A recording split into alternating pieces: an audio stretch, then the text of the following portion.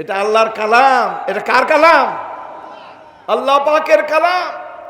নূরকে এক বচনে আনলো, এক জায়গায় বহু বচন বলার কথা ছিল, কিন্তু কায়দা করে এড়িয়ে গেছে। কেমনে? নূরুন আলা নূর, নূরের উপরে নূর, তারপরে আনোয়ার শব্দটা আনে নাই। কথা বুঝতে পারছেন? এড়িয়ে গেছে। এটা নিয়ে আল্লামা ইবনুল কাইয়্যিম মন্তব্য করেছেন। ইবনুল কাইয়্যিম এমন এক ব্যক্তি যার সমসাময়িক আরেকজন আলেম পৃথিবীর বুকে চলে নাই, ইবনুল কাইয়্যিম।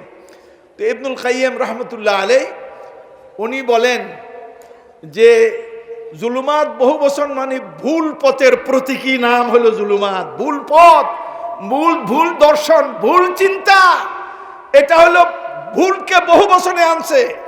আর হক পথ একটা। হক পথ কয়টা? একটা। কেন? কারণ দুনিয়াতে যত পয়গাম্বর এসছেন সমস্ত পয়গাম্বর কথা কয়টা বলছেন? তারা কয়টা বলছেন? কুলু লা ইলাহা ইল্লাল্লাহ। এক কথাই ছিল মানব জাতির সমস্যার সমাধান, দুনিয়া আর আখিরাত সব কিছু সমাধান লা ইলাহা ইল্লাল্লাহর মধ্যে। এবং এটা কথা হলো একটা।